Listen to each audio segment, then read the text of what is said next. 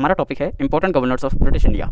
Part 1 में हम discuss करेंगे रॉबर्ट क्लाइव से लेकर जेम्स ब्रूस ऑफ एल्गिन तक। इसमें हम गवर्नर्स के शासनकाल में जो इंपॉर्टेंट इंसिडेंट और याद रखने लायक चीज़ें हैं सिर्फ उन्हीं को डिस्कस करेंगे। तो आइए शुरू करते हैं। सबसे पहले रॉबर्ट क्लाइव, इन्होंने 2 टर्म सर्व की, 1757 से 60 तक और 1765 से 67 तक।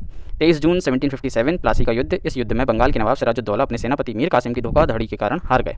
First British governor of Bengal presidency Robert Clive बने। ये बंगाल में द्वैत शासन लेकर आए, यानी कि tax collection army protection foreign matters company देखेगी और एडमिनिस्ट्रेशन नवाब देखेगा। सेकंड ट्रीटी ऑफ इलाहाबाद 1765 में हुई। शाह आलम अधीन हुए, पर अपनी महत्वाकांक्षाएं रॉबर्ट क्लाइव ने बंगाल बिहार तक सीमित रखी। औध को वापस सिराजुद्दौला को लौटाया। नवाब को वार्षिक रकम दी जाती थी, इसके एवज में वित्तीय प्रशासनिक हक दीवानी कंपनी को मिली। बंगाल के समस्त क्षेत्र के लिए 2 उपदीवान रॉबर्ट क्लाइव ने चुने, मोहम्मद रजा खां बंगाल के लिए, राजा शताब राय बिहार के लिए। क्लाइव ने बैन किया to receive gifts worth more than ₹1000 for company persons. Clive cut down military allowance, जिसकी वजह से इन्हें व्हाइट म्यूटनी फेस करनी पड़ी। क्लाइव ने 1767 में कलकत्ता छोड़ा, बाद में उन पर ब्रिटिश संसद में भ्रष्टाचार के आरोप लगे, बाद में वे बरी हुए। 1774 में इनकी मृत्यु हुई। इसके बाद आता है रेगुलेटिंग एक्ट 1773 का, जिसमें गवर्नर ऑफ बंगाल को गवर्नर जनरल ऑफ बंगाल बना दिया गया, जिसकी टर्म 5 साल रखी गई और बॉम्बे और मद्रास के गवर्नर्स को अंडर ला दिया गया गवर्नर जनरल ऑफ बंगाल के। First governor general of Bengal बने वॉरेन हेस्टिंग्स। इसके बाद वॉरेन हेस्टिंग्स 1774 से 85 तक shifted royal treasury from Murshidabad to Calcutta. 1772 में इन्होंने हर जिले में एक फौजदारी अदालत जिसे हेड करेगा नजीम दरोगा और एक दीवानी अदालत जिसे हेड करेगा कलेक्टर। सिविल केसेस में सभी के लिए डिफरेंट रिलीजियस रूल्स थे, जबकि क्रिमिनल केसेस में सभी के खिलाफ मुस्लिम लॉ के हिसाब से कार्रवाई की जाती थी। बंगाल में द्वैत शासन को खत्म किया कोर्ट ऑफ डायरेक्टर्स 1772 के ऑर्डर से। कंपनी ने प्रशासन लिया बंगाल बिहार उड़ीसा का। फर्स्ट मदरसा कलकत्ता में 1781 में खोला गया ताकि मुस्लिम शिक्षा का विकास हो। Hastings supported William Wilkins in translating Gita into English. William Jones ने एशियाटिक सोसाइटी ऑफ बंगाल 1784 में बनाई।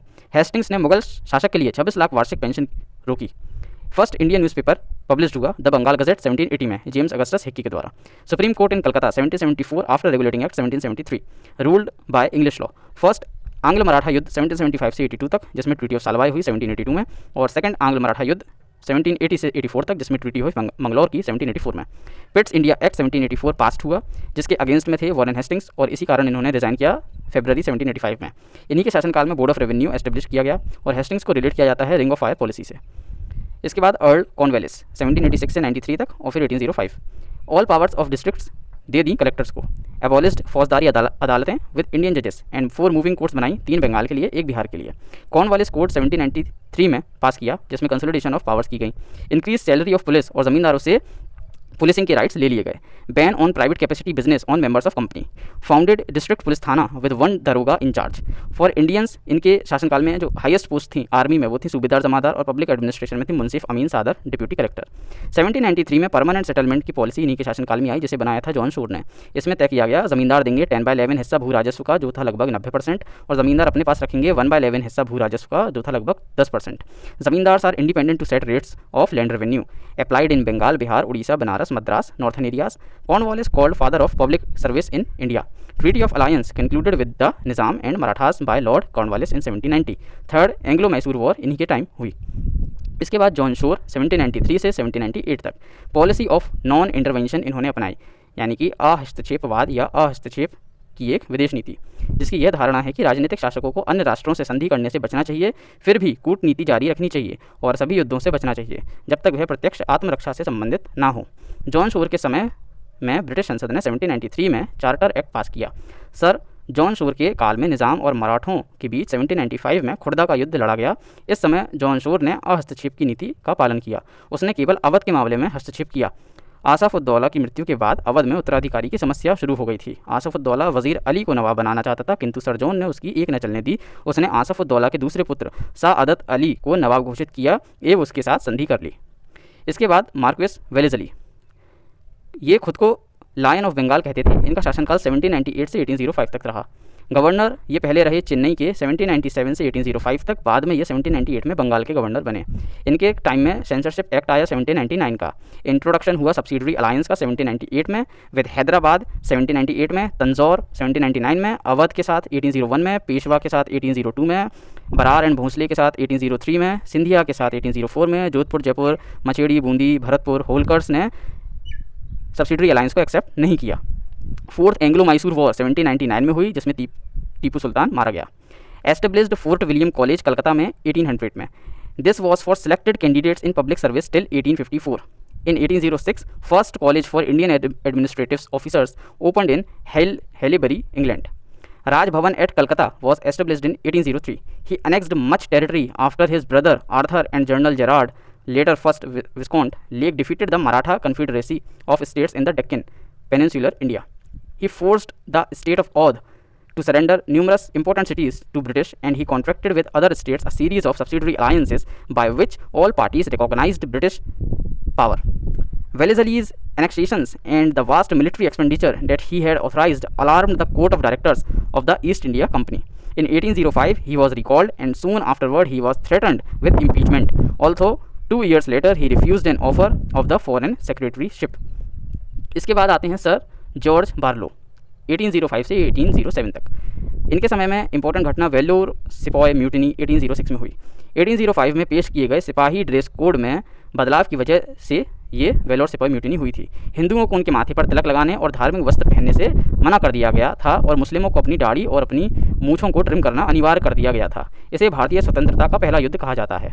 बैंक ऑफ कलकत्ता 1806 में एस्टेब्लिश हुआ, जो कि बाद में इंपीरियल बैंक ऑफ इंडिया का हिस्सा बना और आज स्टेट बैंक ऑफ इंडिया का हिस्सा है। अपने पूर्वाधिकारी लॉर्ड कॉर्नवालिस द्वारा अपनाई गई हस्तक्षेप की नीति के ये अनुगामी बने रहे। इसके परिणाम स्वरूप उन्होंने राजपूत राजाओं और मराठों को दया पर छोड़ दिया, जिन्होंने राजपूताना पर आक्रमण कर मनमानी लूट खसोट की थी। इससे अंग्रेज सरकार की प्रतिष्ठा बहुत गिर गई। उनके प्रशासन काल में वेल्लोर में सिपाहियों ने विद्रोह कर दिया, जिसे सख्ती से दबा दिया गया। उनकी हस्तक्षेप की नीति से खर्च में कमी हुई और वार्षिक बचत होने लगी। इससे कंपनी के डायरेक्टर्स खुश हुए, किंतु उनकी दुर्बल नीतियों से भारत तथा इंग्लैंड के अंग्रेज इतने नाराज हुए कि गवर्नर जनरल के पद पर उनकी नियुक्ति की पुष्टि नहीं की गई और लॉर्ड मिंटो प्रथम को उनके स्थान पर भेज दिया गया। इसके बाद लॉर्ड मिंटो फर्स्ट आते हैं 1807 से 1813 तक। इनके समय में चार्टर एक्ट 1813 पास किया गया। 25 अप्रैल 1809 ट्रीटी ऑफ अमृतसर इन्होंने साइन करवाई। The Sikhs of Punjab led by Ranjit Singh from his capital at Lahore had already captured Kashmir from Afghans and now had designs on neighbouring British territory across the Sutlej river. Minto however was soon able to restore internal order and persuaded Ranjit Singh to sign an agreement at Amritsar promising not to cross the Satluj river. इसके बाद Marquez of Hastings आते हैं 1813 से 1823 तक। इन्होंने ended the policy of non intervention. Anglo Nepal war 1814 से 16 तक इन्हीं के शासनकाल में हुई, जिसमें ट्रीटी ऑफ सांगोली हुई 1815 में। थर्ड एंग्लो मराठा वॉर 1816 से 1818 तक एंड ऑफ मराठा पावर हो गया। Creation of Bombay presidency in 1818। Hindu College, now Presidency University at Calcutta in 1817. The Pindari War 1817 to 1818, complete destruction of Pindari clan of India.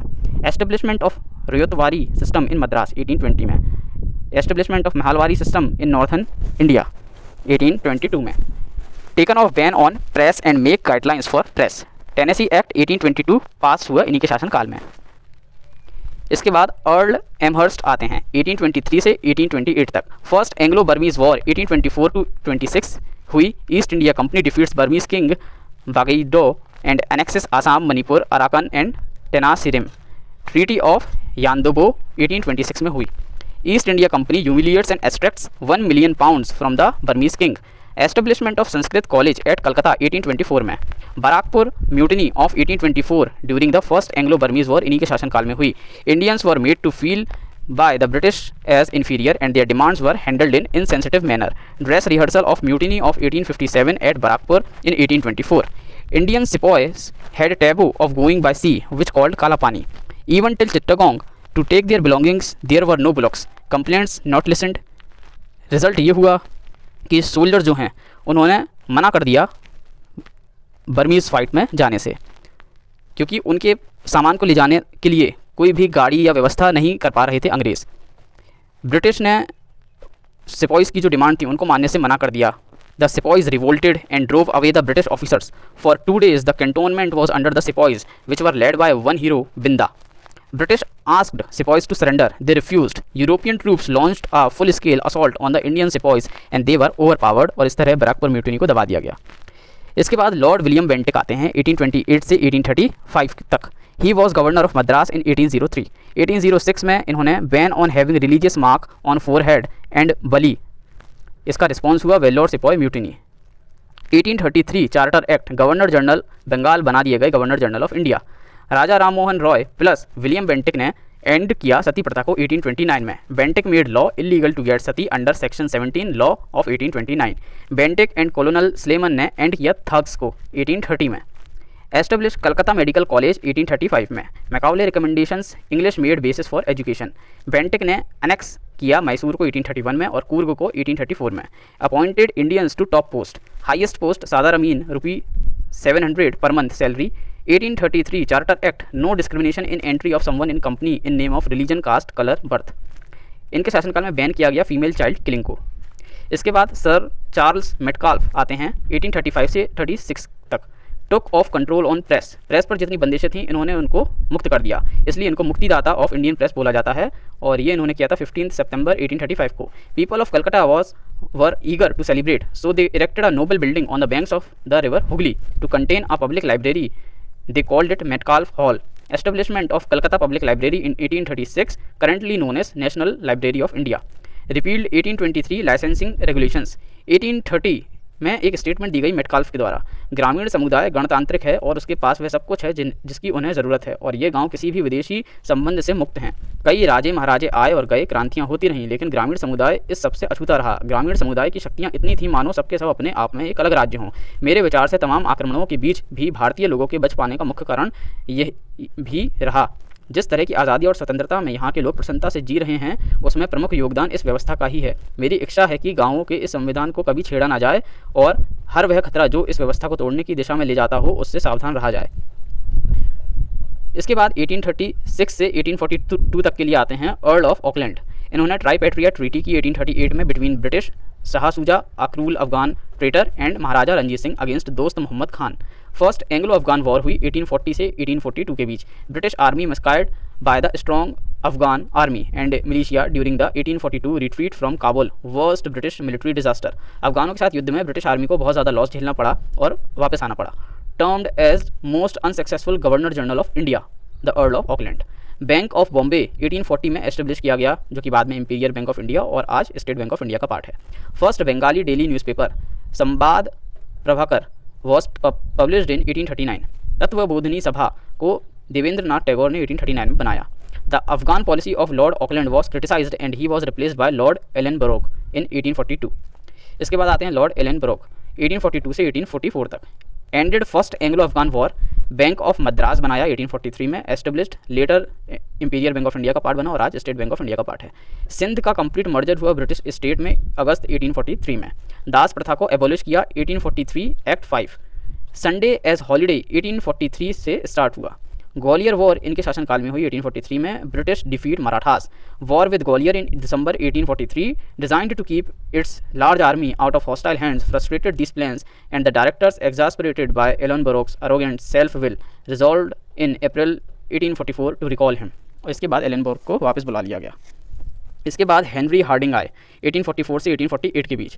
The first Anglo Sikh war 1845 से 1806 के बीच हुई। British empire defeats the Sikh empire and confiscate major portion of its territory. इनके शासनकाल में ban हुआ नरबली पर। Treaty of Lahore 1846 British confiscate Kashmir from the Sikhs and sell it to Raja of Jammu for 75 lakh rupees.